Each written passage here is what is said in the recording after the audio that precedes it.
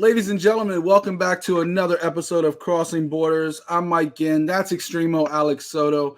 Today we're going to be talking about what happened last week at LUX 17, LUX Fight League down in Monterrey, Mexico. Alex, of course, went down, did his commentary. He's going to talk about the trip, talk about all the action that happened, talk about some of the fights that didn't happen that we were really hyped about. So we'll talk about all that. Of course, this show brought to you on the Fighters First Network. Make sure you check out fightersfirst.shop. Get some of our latest merch. You see below, you see the Crossing Borders shirt. You also see part of Alex's collection that we got going on, the Extremo collection. We're going to be adding more and more shirts to that. So definitely pay attention to Alex's Extremo collection and Crossing Borders, because as people south of the border know, Day of the Dead is coming, Alex. So I got a special Day of the Dead shirt coming probably next week, maybe later this weekend. So I thought something pretty cool. Celebrate it a little bit. First of all, Alex, how you doing, man? Doing good, man. Doing good. I hope you're doing better. I know last week you were kind of down on the weather, so I was struggling a little bit, but I made it through most of the week. Fortunately, good. Crossing Borders did get caught caught in the crosswind a little bit at the end of the week. That's all right. But yeah, I'm doing much better. Thankfully, it wasn't COVID or anything like that. So just a normal cold. It's kind of hard for people to believe stuff existed before COVID, but it's all still out there. Yeah. It is all still out there, and trust me, we're all still getting hit by a number of things. That said, hope everybody's home is safe and healthy. We're here to talk about some mixed martial arts, especially LUX 17. How was your trip? How was going down to Monterrey? Hey, Monterrey, Mexico was awesome, man. Every time I go down there, it's just a fantastic time going out there. It's like vacation? Yeah, man. It's a home away from home really now, because I've been there so many times now. We're at LUX 7. That was LUX 17.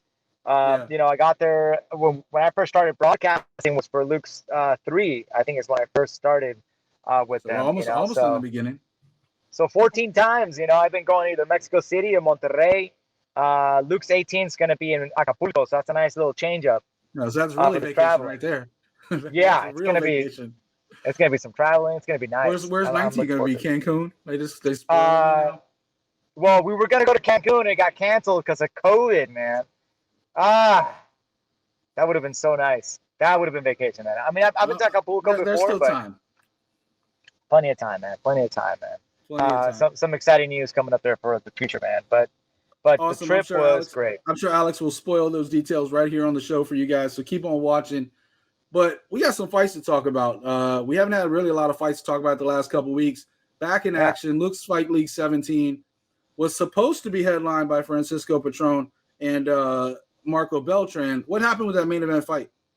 Dude, it's nuts. It's nuts. Well, first, what ended up happening was,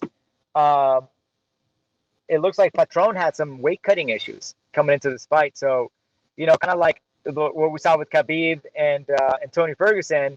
Khabib went to the hospital. Hopefully not Paulo Costa style. No, gosh, no. Come on. But he ended up. Not that bad. But he ended up coming in to go, and he was a kilo away, which is about 2.2 pounds, away from making weight at 135 pounds. But he's had some complications, man, and never got to make it to the scale, and went straight to the hospital.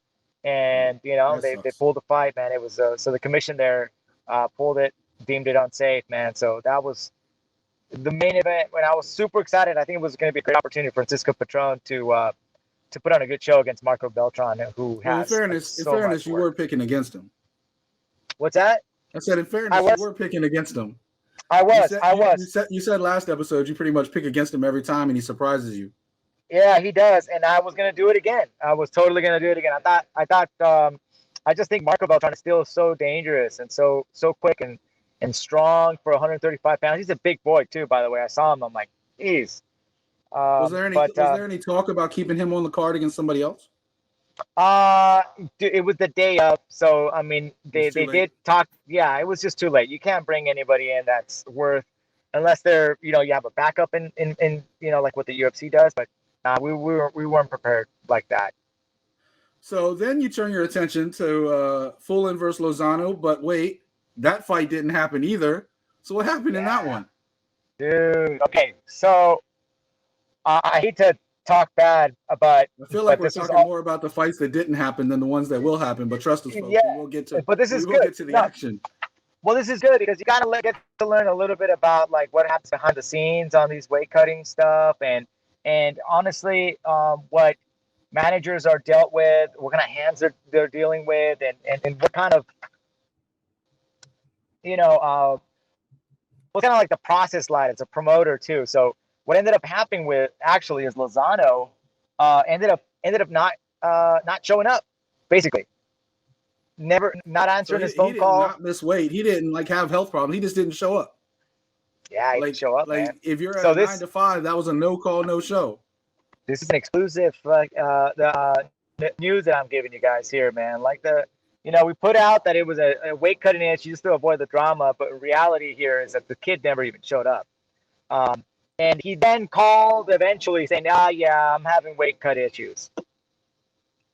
But too little, too late at that point. A little too late. So I think it kind of depicts several different, that's the quality of athlete that gets called on for a co-main event like that. It's on UFC Fight Pass. And to do that, it's like, oof, man. I mean, you get in a career with like Masio, he's got so much experience, so much talent, so much like attention in it. It becomes a little bit difficult to match up your fighters. If you're managing, for instance, like these fighters, like it becomes hard to match them up with other guys. Especially that he's got so much experience. But I mean, it is what happened. Especially last second, just like the last fight. Can't do anything like last second if somebody doesn't show up.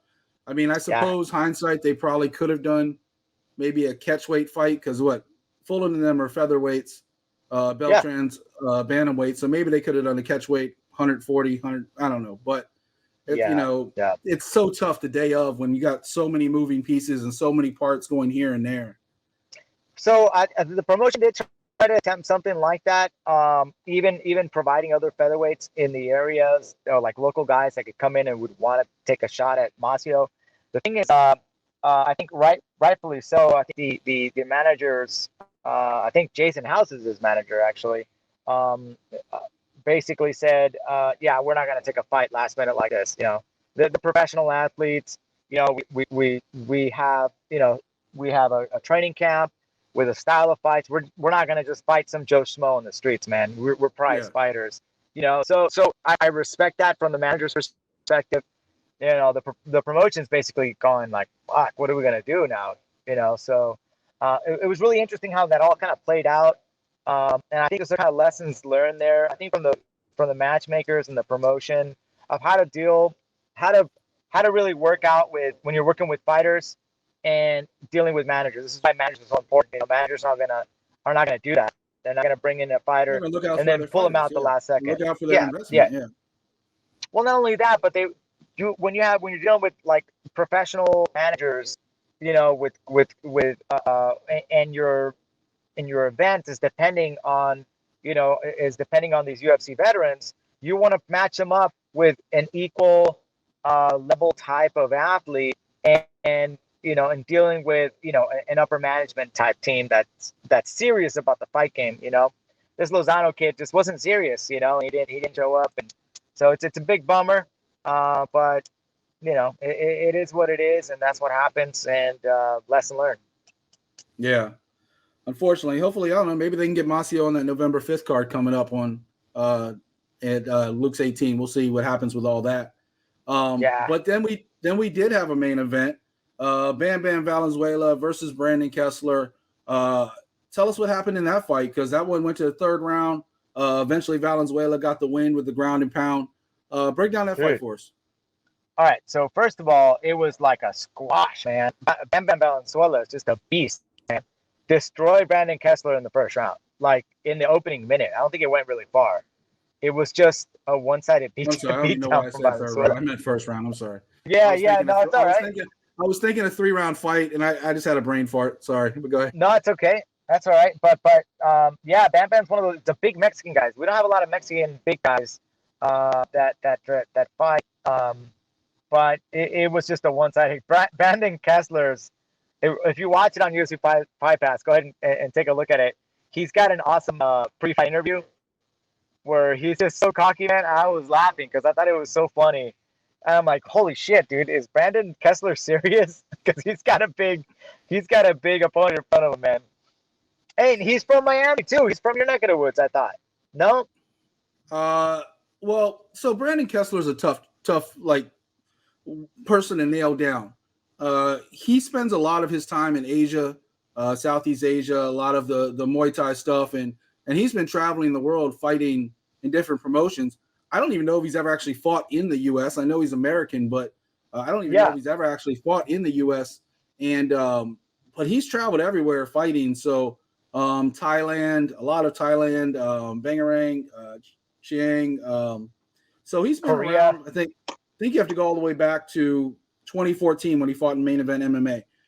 So he's been around quite a long time. He's 39 years old, so he's been around the game for a while. He's 41. He's 41 years old.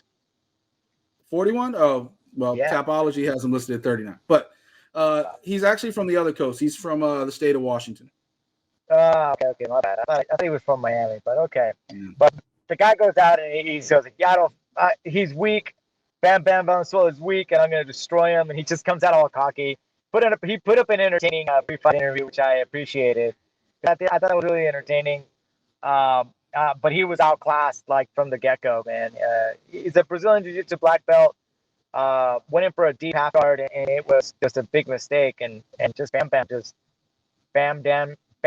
his way into a huge win there. So, and this guy's going to come up pretty fast. You'll see.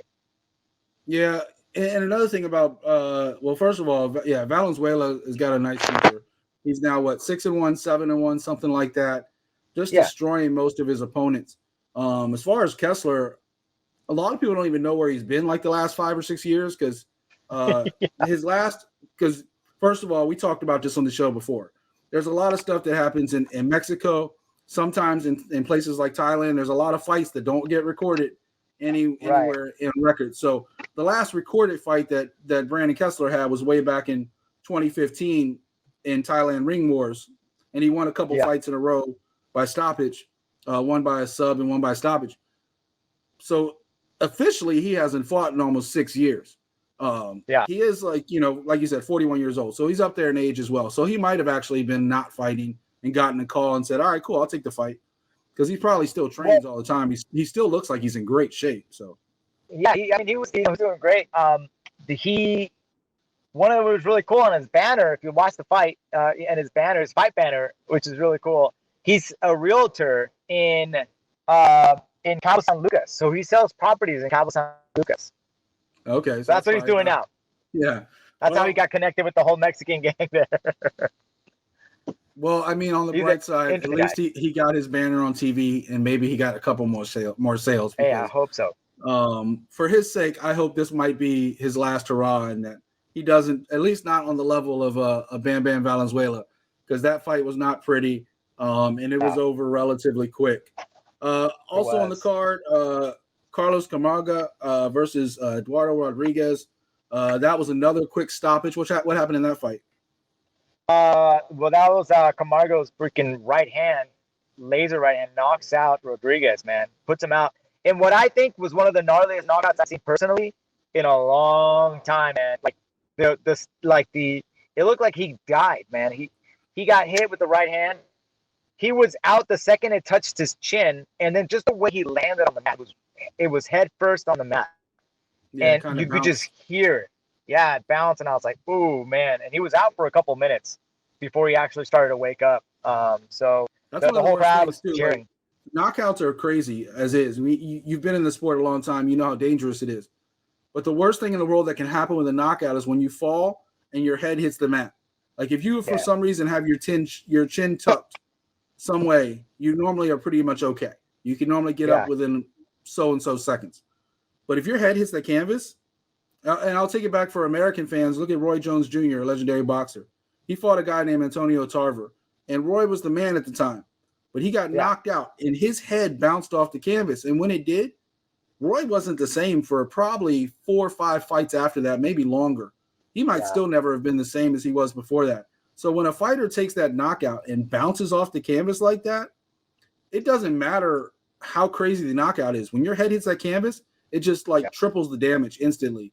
And hopefully Rodriguez is okay and he'll be able to, bounce back at some point. But for Camargo's point of view, he's now 3-1 in that welterweight division. Like you said, there's not a lot of big guys down there, so he definitely stands out quite a bit with a highlight knockout like that. So that was a highlight knockout, man. And then not only that, so what happened was when we lost these main event guys, with experience and with a lot of numbers and a lot of experience, it gave an opportunity for all these young upcoming guys to go up and perform, and they delivered, man. Like, 3-1 for Camargo, like that's early. You're just getting started. Yeah, we're talking about sport. Yeah, I mean, most of these kids are like babies, but they perform so high level. These guys they're not chumps coming in at 1-1 and 2-1. They have a lot of discipline in their backgrounds, either taekwondo, karate, or or they're hardcore Muay Thai guys, and they're just a blast to watch. But yeah, Camargo gets a big victory knockout and really did a performance there for UFC Fight Pass. What do you think's next for him? You think they'll give him a contender next? Somebody to move up? Or do you think they're going to take him slow still?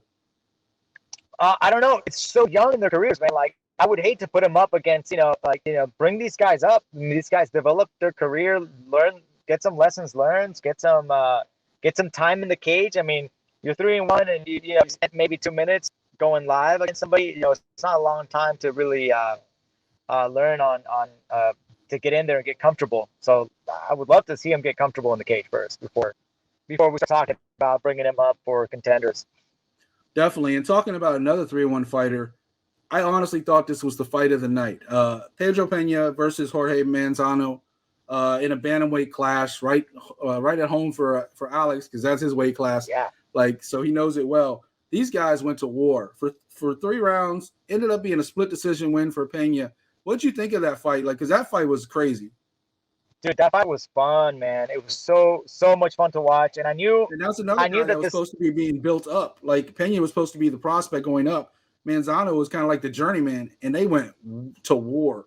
They went toe to toe, man, and right off the bat, dude, like crazy caution thrown to the wind. Cholo showed up and was just going flying knees off the bat in the beginning of the first round, just like flying knees, both hands down, like super dangerous stuff, man. And I was calling it. I was like, man, this dude Cholo's just throwing some crazy shit right now. He's gonna get overhand right. But Manzano stepped up, man, and put a work on him. He survived a lot of the onslaught. Honestly, I had Cholo winning all 3 rounds, like hands down. Not even close. But again, the judging is fucking weird, man. It's so weird. Again, we got that. It was a split decision win for Cholo. I was like, for Pena, I was like, man, how does that even happen? Like, how are you guys watching, man? Note to self. Like looking back at it now, is there any way you could see that? Like, was it like the fact that maybe Manzano had the cleaner strikes, or that he was like controlling at certain points? Like, is there any way you can see even giving him a round, let alone 2? No, man. I personally did not see it. I mean, did you see something that I didn't see?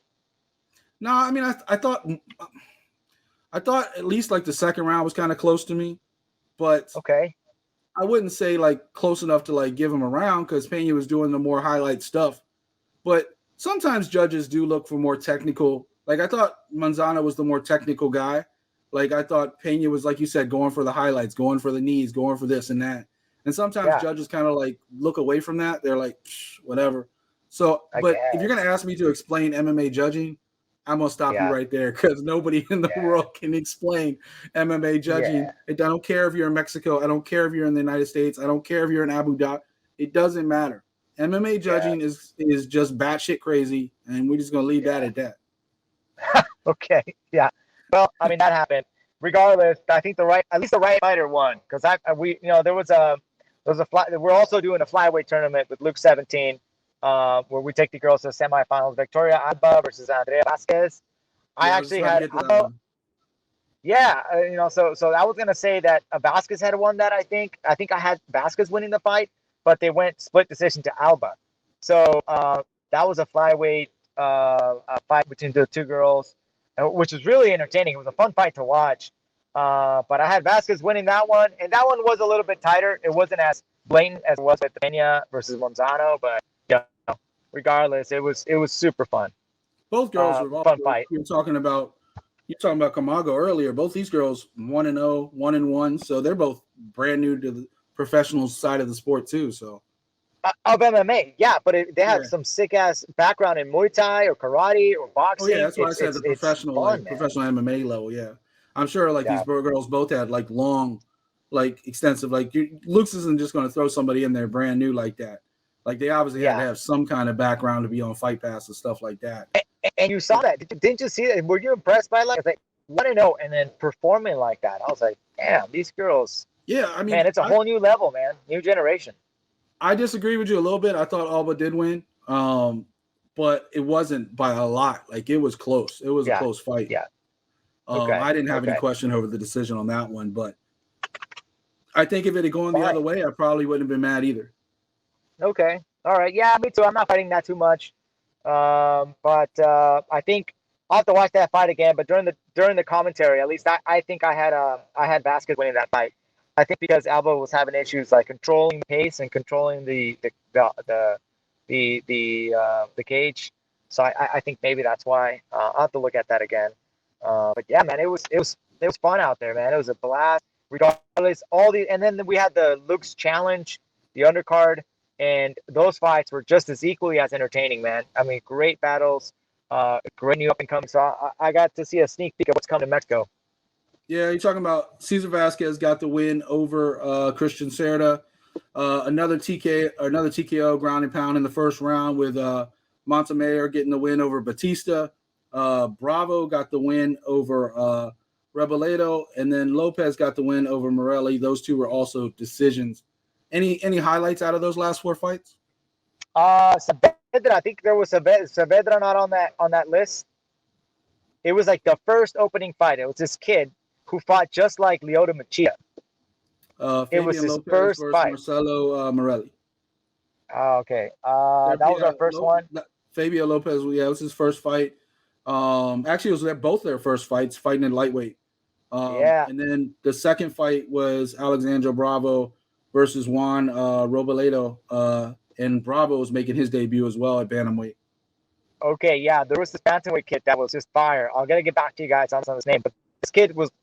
I thought it was Saavedra, but he was moving around like crazy good, man. Like he looked just like Lyoto Machida in there. Great style. Faking with the hips and attacking with the lateral kicks. It was sick. It was a fun fight. I'll get back to you on that you're not one. talking about Cesar Vasquez, are you? No, I'm not talking about Cesar Vasquez. This is the debuter, and we were even the matchmakers. I think you might be talking about Bravo then. Maybe I might be. Yeah, maybe that's his nickname is Saavedra or something. But yeah, I'll get back to you on that one, man. But damn, that was a fun fight.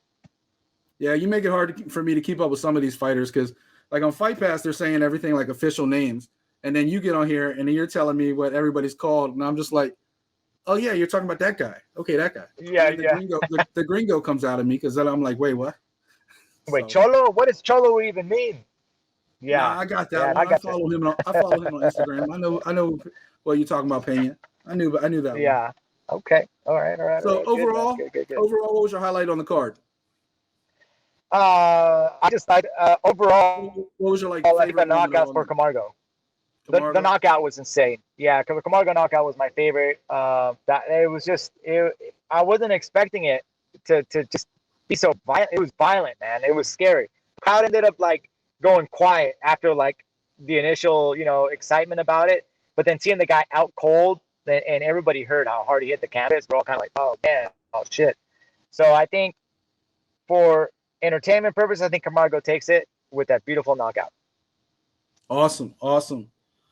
No crazy stories this time down in Monterrey. Nothing crazy, man. I wish I had like some crazy, but with the COVID lockdown, man, we go out there and it's like we show up and I go to the hotel room. I study the fight cards. I go meet the fighters. I interview some of the fighters. We go to the weigh-ins, and right after the weigh-ins, we go out and we take off, man. But I was talking to some of the fighters and how they just got this opportunity. They got pushed up to the UFC Fight Pass and all that stuff, and yeah, with all the cancellations. Yeah, it's crazy, man. So anyway, so we did that. Go to the fights. Come back to the hotel room. Drink some beers. Go to bed and fly out the next morning, man. It's like, bam! It's all just a blur, man. It's crazy. Yeah, it's kind of crazy because when the fight happened, I didn't watch it live. I was working my job and doing some other stuff, and I went the next day to look at the results, and I'm like thinking I'm seeing half the card. I'm like, where's the rest of the results? Where's Francisco Patron? Where's Beltran? Like, did they just not report them? Because sometimes south of the border Yeah. reports don't. Like if you look on the Sherdog page, they still don't have the updated results for this card. But Yeah. Topology had it, and I was like, I thought I was like missing something, so I pulled up UFC Fight Pass. I went and I watched the card, and I'm sitting there like, okay. And even then, like I think you guys mentioned it on air that the main event had kind of gotten canceled, but you didn't really talk about it too much.